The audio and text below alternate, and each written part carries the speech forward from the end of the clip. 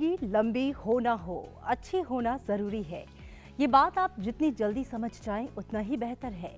लेकिन जिंदगी अच्छी होगी कैसे, क्योंकि यहाँ पर कदम कदम पर तो दुश्वारियां हैं।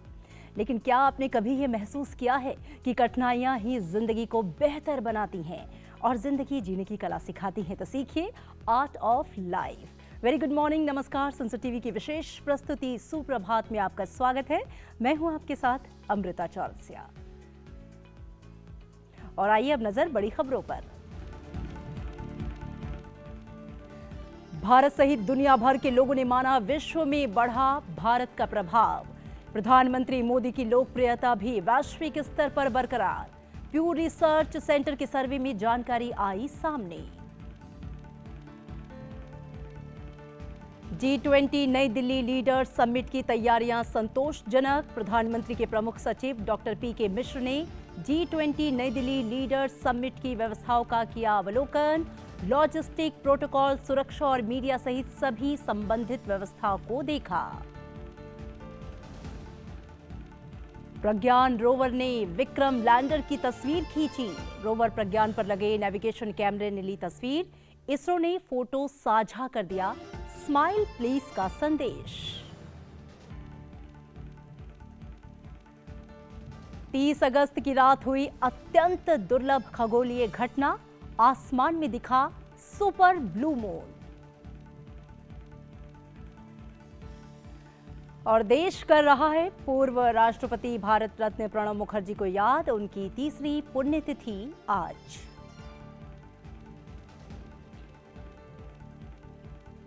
और आइए अब खबरें विस्तार से। भारत में अगले महीने G20 देशों के शिखर सम्मेलन होने जा रहा है और इससे पहले प्यू रिसर्च सेंटर ने वैश्विक स्तर पर भारत के प्रभाव को लेकर एक सर्वे किया है, जिसमें यह पूछा गया है कि क्या दुनिया के अन्य देशों के बीच भारत का दबदबा बढ़ा है। इसके जवाब में यह सामने आया है कि तकरीबन 68% भारतीयों का ऐसा ही मानना है कि दुनिया के अन्य देशों के बीच भारत का प्रभाव बढ़ा है। PEW रिसर्च सेंटर के एक सर्वेक्षण के अनुसार लगभग 80% भारतीयों का प्रधानमंत्री नरेंद्र मोदी के प्रति अनुकूल दृष्टिकोण है और 10 में से 7 भारतीयों का ये मानना है कि उनका देश हाल ही में अधिक प्रभावशाली हो गया है। वहीं 12 अन्य देशों के 37% वयस्कों ने उनके काम की सराहना की है। आपको बता दें कि प्यू रिसर्च सेंटर द्वारा किए गए इस सर्वे में भारत सहित 24 देशों के 30,861 वयस्क शामिल किए गए।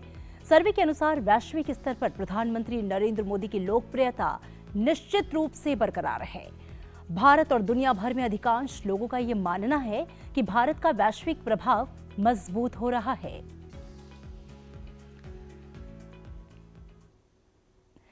प्रधानमंत्री के प्रमुख सचिव डॉक्टर पीके मिश्र ने कल G20 समन्वय समिति की 9वीं बैठक की अध्यक्षता की और इस दौरान प्रमुख सचिव ने G20 नई दिल्ली लीडर्स समिट की व्यवस्थाओं का अवलोकन किया, जिसमें लॉजिस्टिक, प्रोटोकॉल, सुरक्षा और मीडिया से संबंधित व्यवस्थाएं शामिल हैं।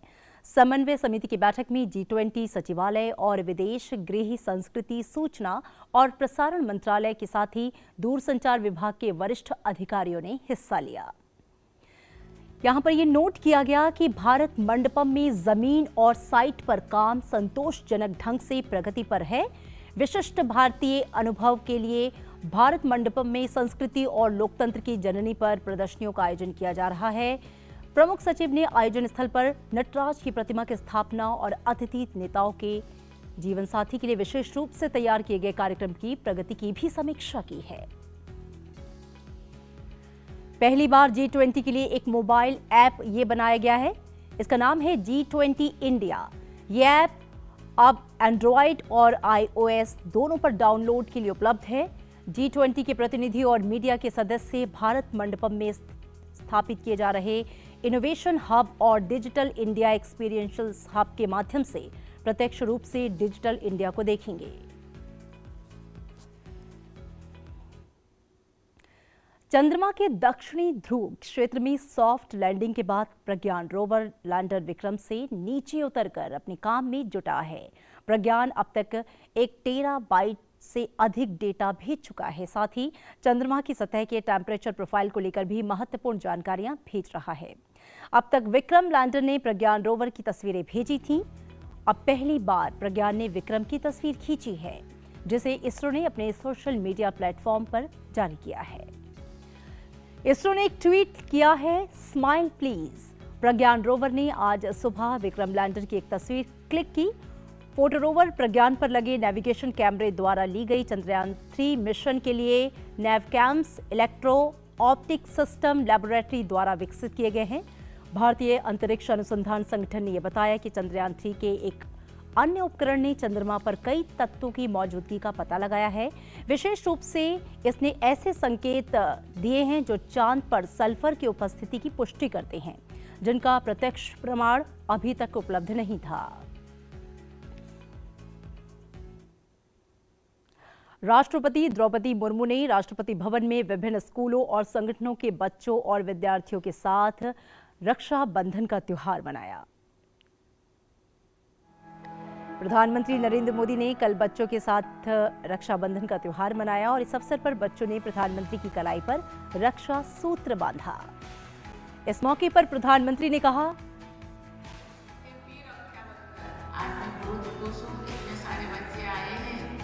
Rakshabandhan, thank you, thank you, thank you. Jai Jagannath. ये दो राखी है मेरे मम्मी पापा की, जिनके आसपास है दुनिया मेरे सारे। बस ये तो चंद्रयान है ना। वाह, वेरी गुड। क्या खेलते हैं? Kick box. आपके हाथ से मेडल, आपके हाथ से।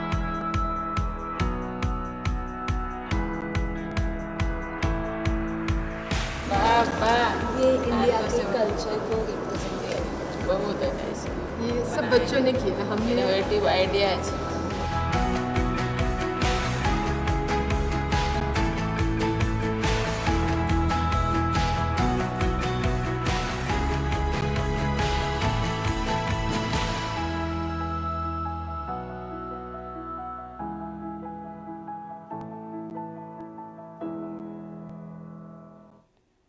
तो राष्ट्रपति के साथ बच्चों के रक्षाबंधन की तस्वीरें आप देख रहे थे और इधर प्रधानमंत्री ने भी बच्चों के साथ रक्षाबंधन का त्योहार मनाया। प्रधानमंत्री ने कहा कि 7 लोक कल्याण मार्ग पर बहुत ही खास रक्षाबंधन उत्सव मनाया गया। मेरे युवा मित्रों और मैंने अनेक विषयों पर बात की। उन्होंने चंद्रयान 3 और अंतरिक्ष में भारत की प्रगति पर अपनी खुशी साझा की। उन्होंने अद्भुत कविता भी सुनाई।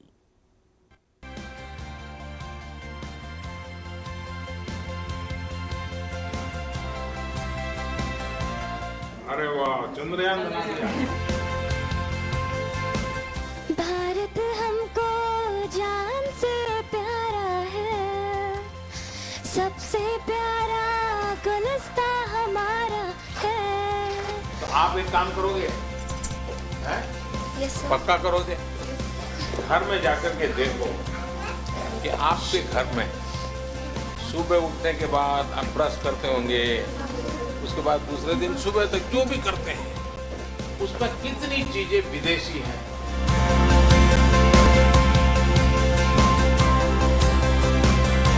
आपकी वजह से हम चांद पे पहुंचे। हमारी वजह से चांद पे पहुंचे, हमारे वैज्ञानिकों की वजह से पहुंचे बेटा।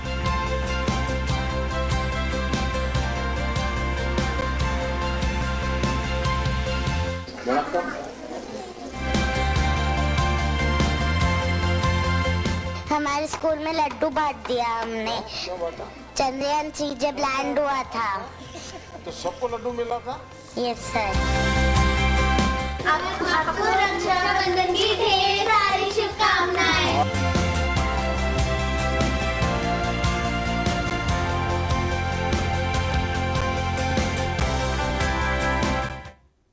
तो बच्चों के साथ प्रधानमंत्री की सुंदर पलों की तस्वीरें आप देख रहे थे।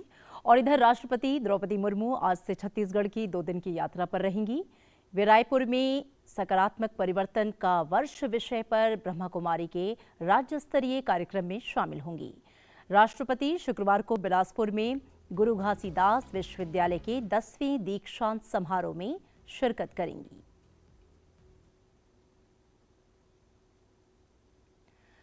राष्ट्रपति द्रौपदी मुर्मू 2 दिवसीय छत्तीसगढ़ यात्रा पर सकारात्मक परिवर्तन का वर्ष विषय पर ब्रह्मा कुमारी के राज्य स्तरीय कार्यक्रम में शामिल होंगी और इस मौके पर छत्तीसगढ़ यात्रा पर गुरु घासीदास विश्वविद्यालय के दीक्षांत समारोह में वो शिरकत करेंगी और यहाँ पर बहुत सारे कार्यक्रम हैं जिसमें राष्ट्रपति शिरकत करने वाली हैं। और इधर लोकसभा अध्यक्ष ओम बिरला ने रक्षाबंधन की देशवासियों को बधाई दी है। उन्होंने अपने संदेश में कहा है कि ये त्योहार भारत की गौरवशाली संस्कृति का प्रतिबिंब है।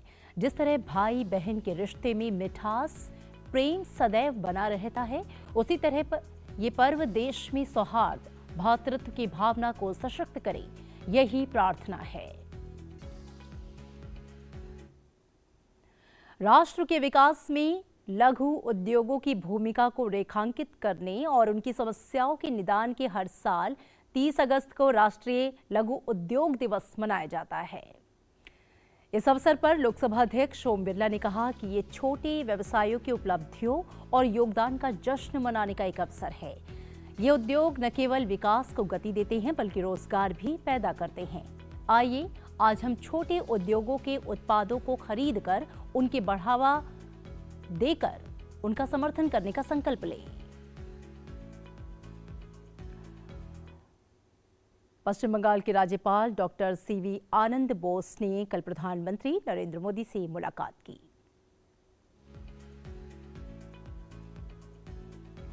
तो मुलाकात की तस्वीरें आपके सामने हैं जब राज्यपाल डॉक्टर सीवी आनंद बोस ने प्रधानमंत्री नरेंद्र मोदी से मुलाकात की।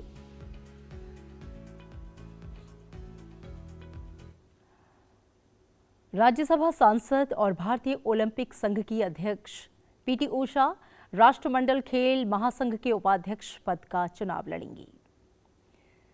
सीजीएफ ने अध्यक्ष, उपाध्यक्ष, क्षेत्रीय उपाध्यक्ष और खेल समिति के सदस्यों के पदों के लिए बुधवार को उम्मीदवारों की सूची जारी की।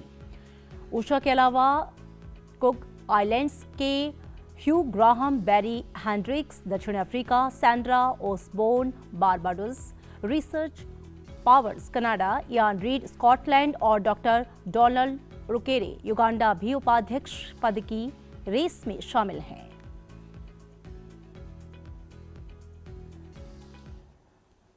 संसद की विशेषाधिकार समिति ने कांग्रेस नेता अधीर रंजन चौधरी को राहत देते हुए बुधवार को लोकसभा से उनका निलंबन रद्द कर दिया। इससे पहले बुधवार को ही विशेषाधिकार समिति ने चौधरी का निलंबन रद्द करने के प्रस्ताव को मंजूरी दी थी। कांग्रेस सांसद अधीर रंजन चौधरी को संसद के मॉनसून सत्र के दौरान उनकी कुछ टिप्पणियों के कारण निलंबित किया गया। चौधरी ने निलंबन को रद्द किए जाने की उम्मीद जताई थी। बुधवार को 2 दिन में उन्होंने कहा था कि चेयरमैन ने उन्हें अपना पक्ष रखने का मौका दिया। इस दौरान सांसद अधीर रंजन चौधरी ने बीजेपी सांसद सुनील सिंह की अध्यक्षता वाली समिति को ये बताया कि वो किसी की भावना को आहत नहीं करना चाहते थे। अगर किसी की भावना आहत हुई है तो वो खेद प्रकट करते हैं। चौधरी के अपना पक्ष रखने के बाद समिति ने सदन की कार्यवाही से उनका निलंबन निरस्त करने की सिफारिश संबंधी प्रस्ताव को मंजूरी दे दी थी।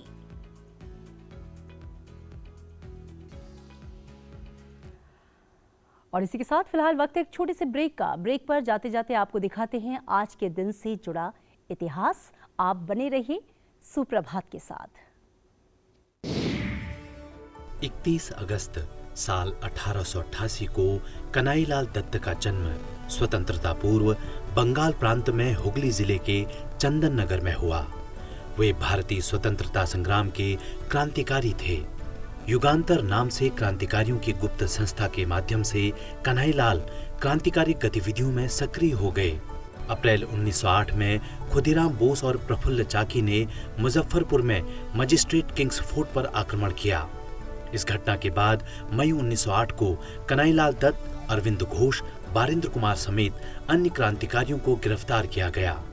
इस घटना के दौरान उन्होंने जेल के अंदर एक मुखबिर की हत्या की, जिसके तहत कन्हैयालाल दत्त पर इस हत्या का मुकदमा चला और उन्हें फांसी की सजा सुनाई गई।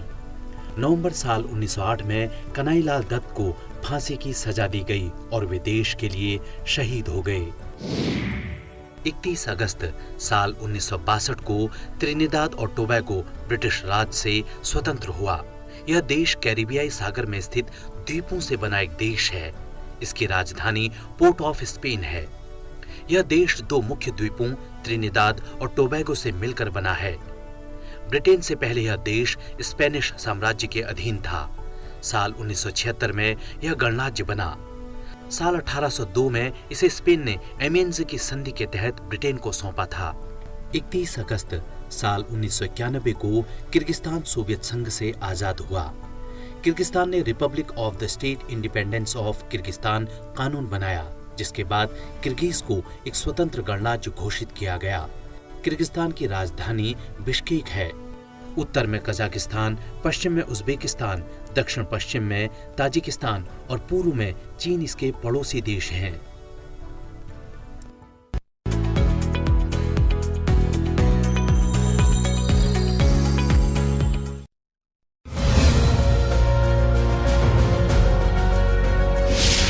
मल्टी मॉडल कनेक्टिविटी का राष्ट्रीय मास्टर प्लान, डिजिटल प्लेटफॉर्म में अम्ब्रेला प्लेटफॉर्म का निर्माण, विभिन्न मंत्रालयों और विभागों के बीच वास्तविक समय में समन्वय, गति शक्ति योजना से हो रहा देश का कल्याण, गति से ही प्रगति। संसद टीवी पर 31 अगस्त गुरुवार रात 8:30 बजे।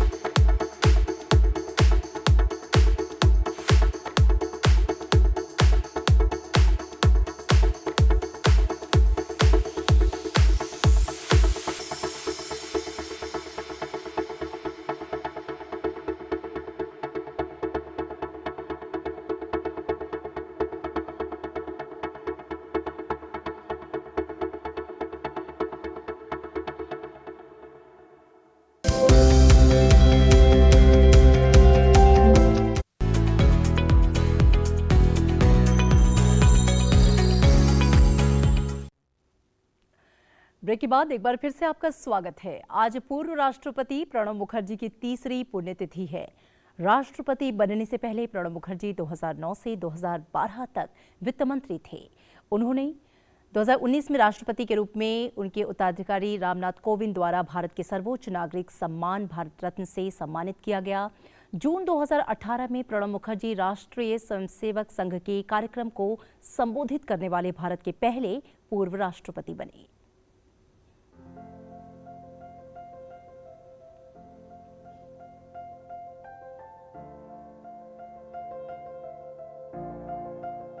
पश्चिम बंगाल के बीरभूम जिले के एक छोटे से गांव मेराती में प्रणब मुखर्जी का जन्म हुआ। तारीख थी 11 दिसंबर 1935। पिता स्वतंत्रता सेनानी थे और आजादी की लड़ाई में कई बार जेल जा चुके थे। प्रणब मुखर्जी ने यूनिवर्सिटी ऑफ कोलकाता से इतिहास और राजनीति शास्त्र में एमए किया और फिर वहीं से कानून की डिग्री ली। इसके बाद उन्होंने एक शिक्षक के तौर पर अपनी पारी शुरू की और बाद में वो पत्रकारिता में आ गए। भारत बंग साहित्य परिषद के वो अध्यक्ष रहे, लेकिन राजनीति ही उनको ज्यादा रास आई। 1952 से 1964 के दौरान बंगाल विधान परिषद के सदस्य रहे, साथ में कांग्रेस के महासचिव भी, और इसके बाद उन्होंने कभी पीछे मुड़कर नहीं देखा। 1969 में पहली बार उन्हें राज्यसभा के लिए चुना गया। योग्यता और संगठन क्षमता के बूते वो तत्कालीन प्रधानमंत्री इंदिरा गांधी के करीब आ गए। जल्द ही उन्हें उप मंत्री बनाया गया। 1973-74 के बीच उन्होंने कई मंत्रालयों की जिम्मेदारी भी संभाली। 1982 में वो पहली बार कैबिनेट मंत्री बने। उन्हें वित्त मंत्री बनाया गया। 1984 में दुनिया के बेजोड़ 5 वित्त मंत्रियों की सूची में उन्हें जगह मिली। 1980 से 1985 के बीच वो राज्यसभा में सदन के नेता रहे, लेकिन इसके बाद कुछ वर्षों तक राजनीति की मुख्य धारा से अलग हो गए। 1991 में उन्हें योजना आयोग का उपाध्यक्ष चुना गया। पीवी नरसिम्हा राव के मंत्रिमंडल में 1993 से 1995 के दौरान वो वाणिज्य मंत्री रहे और फिर विदेश मंत्री भी। डॉक्टर मनमोहन सिंह की सरकार में वो 2004 से 2006 के बीच रक्षा मंत्री रहे और इसके बाद 3 साल के लिए फिर से विदेश मंत्री, और 2009 से 2012 के बीच वो वित्त मंत्री रहे। 1969 से वो 5 बार राज्यसभा और 2004 के बाद से लगातार 2 बार लोकसभा के सांसद रहे। 1997 में उन्हें सर्वश्रेष्ठ सांसद चुना गया। 2007 में उन्हें पद्म विभूषण से सम्मानित किया गया। अंतर्राष्ट्रीय मुद्रा कोष से लेकर अफ्रीकी विकास बैंक तक कई अंतर्राष्ट्रीय संस्थाओं के बोर्ड ऑफ गवर्नर्स में वो शामिल रहे। दुनिया ने कई अंतर्राष्ट्रीय मंचों पर उनके भाषण को ध्यान से सुना। 25 जुलाई 2012 को प्रणब मुखर्जी ने देश के 13वें राष्ट्रपति के तौर पर शपथ ली।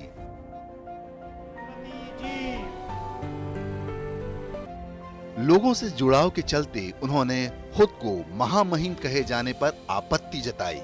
उनके कार्यकाल में जीएसटी की शुरुआत एक उल्लेखनीय कदम माना जा सकता है। प्रणब मुखर्जी को 2019 में देश के सर्वोच्च नागरिक सम्मान भारत रत्न से नवाजा गया।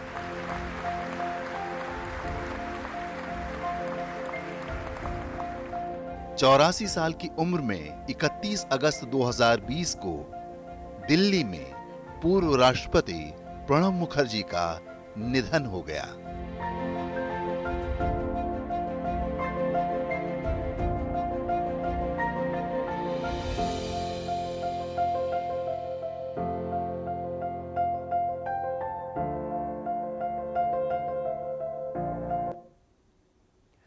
सर्वेषां संस्कृत दिनस्य शुभाशया।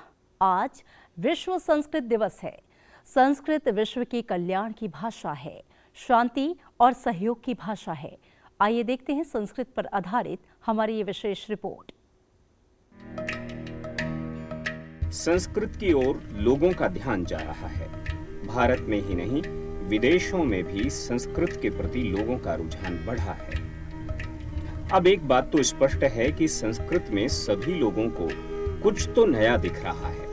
कहीं किसी को संस्कृत में बात सुनकर आश्चर्य तो नहीं हो रहा है। तो फिर आपको आपकी ही बात बता दें कि आज के समय में लाखों लोग संस्कृत धारा प्रवाह बोल रहे हैं। मम नाम नीतेशः, मम नाम नीतेशः, भवतः नाम किम। ये लोग संस्कृत में वैसे ही बातचीत कर सकते हैं जैसे अन्य भाषाओं में। ऐसा भी नहीं है कि इन्होंने किसी भाषा को छोड़कर संस्कृत सीखी हो। सुंदरम।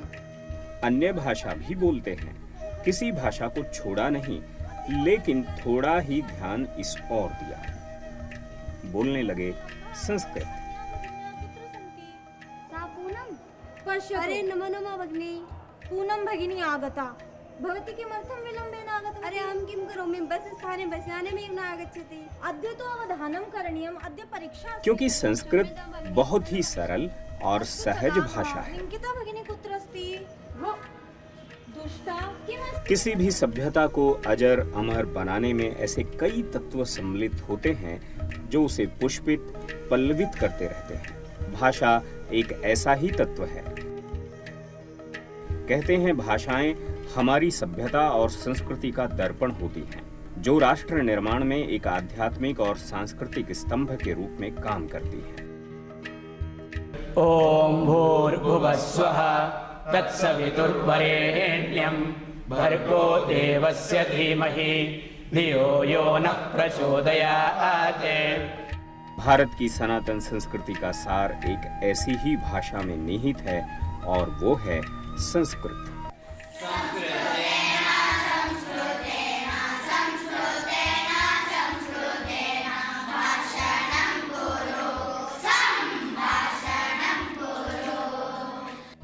यानी देववाणी, यानी वेदों की भाषा। संसार के सर्वप्रथम ग्रंथ ऋग्वेद के उद्भव में संस्कृत है। इसी भाषा में गंभीर से गंभीर विषयों की गुत्थी सुलझाने वाले उपनिषदों का निर्माण हुआ। सृष्टि के विकास से लेकर प्रलय का वर्णन करने वाले इतिहास पुराण की रचना भी इसी भाषा में हुई है। ज्ञान, विज्ञान, खगोल शास्त्र, चिकित्सा शास्त्र की भाषा संस्कृत रही है। संस्कृत भाषा के बारे में विशेषकर कहना चाहूंगा, दुनिया के कई देश हैं जो संस्कृत के प्रति बहुत आकर्षित हो चुके हैं। संस्कृत वहां पढ़ाई जाती है। कारण कुछ भी हो, हमें संस्कृत को और बढ़ावा देना पड़ेगा।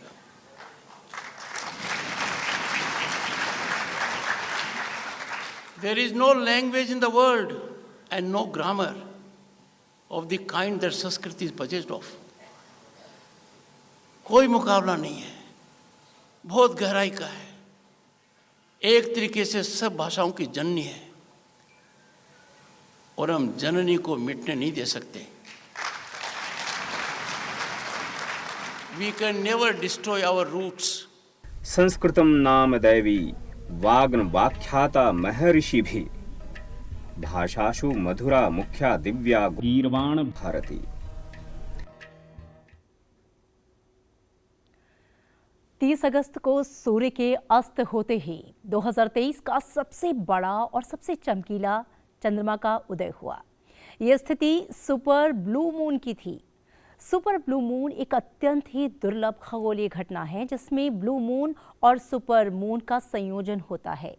ये उस स्थिति को दर्शाता है जब चंद्रमा अपनी कक्षा में पृथ्वी के सर्वाधिक निकट और साथ ही पूर्ण आकार में होता है। चंद्रमा पृथ्वी की परिक्रमा करता है और इस दौरान एक समय ऐसा आता है जब दोनों के मध्य सबसे कम दूरी हो जाती है, जिसे उपभू यानी कि प्रजिज कहा जाता है। इस समय पूर्ण चंद्रमा पृथ्वी से कम दूरी के बिंदु पर दिखाई देता है और ये न केवल अधिक चमकीला दिखाई देता है बल्कि सामान्य पूर्णिमा के चंद्रमा से भी बड़ा होता है। 30-31 अगस्त की पूर्णिमा वर्ष 2023 का तीसरा सुपर मून है। आमतौर पर प्रत्येक माह में केवल एक पूर्णिमा होती है, लेकिन चंद्रमा का चक्र लगभग 29.5 दिनों का होता है। इसलिए एक ही कैलेंडर माह में दूसरी पूर्णिमा के लिए एक छोटा सा अंतराल होता है। ऐसा लगभग हर 2 साल 7 महीने में एक बार होता है। 30 और 31 अगस्त की पूर्णिमा महीने की दूसरी पूर्णिमा है, इसलिए इसे ब्लू मून कहा जाता है। एक और चीज है जो इस आयोजन को और भी ज्यादा खास बनाती है। इस बार चंद्रमा के निकट शनि भी दिखाई दिया। चंद्रमा सामान्य दिनों से लगभग 14% बढ़त दिखा। 30 अगस्त को कुंभ राशि में चंद्रमा और शनि की युति का दिन भी माना जाता है।